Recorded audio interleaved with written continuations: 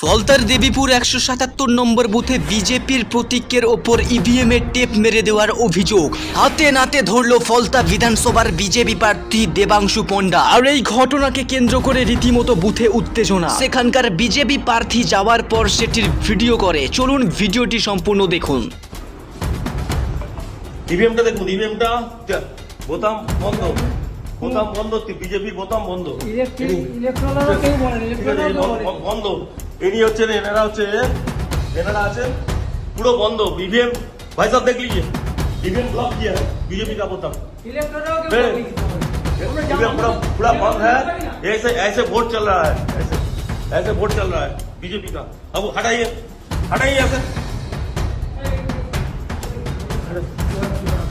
Suspend করে ছেড়ে দেবো, সাসপেন্ড করে সব কটাকে সাসপেন্ড করবো, একদম সব কটাকে সাসপেন্ড করবো, একদম সাসপেন্ড করবো, সব কটাকে সাসপেন্ড করবো, সব কটাকে সাসপেন্ড করবো। বসে বসে এই করছে, সব কটাকে সাসপেন্ড করবো, একদম সব কটাকে এই নিয়ে যাচ্ছে, এখন সব কটাকে সাসপেন্ড করবো, সব কটা। আর তুই ভাই কে আছো, কে আছো তুমি? তুমি এখানে কি করছো? অ্যারেস্ট করুন, অ্যারেস্ট করুন, অ্যারেস্ট করুন। কি করছে?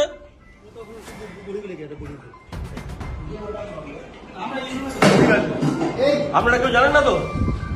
আপনি এই ফার্স্ট পোলিং আপনি আপনি আপনি জানেন না একটা ইভিএম এতে আছে, ইভিএম চেক করতে হয়। হ্যাঁ, আপনি দেখলেন তো ব্লক করা ছিল? ব্লক করা ছিল, দেখেছেন তো?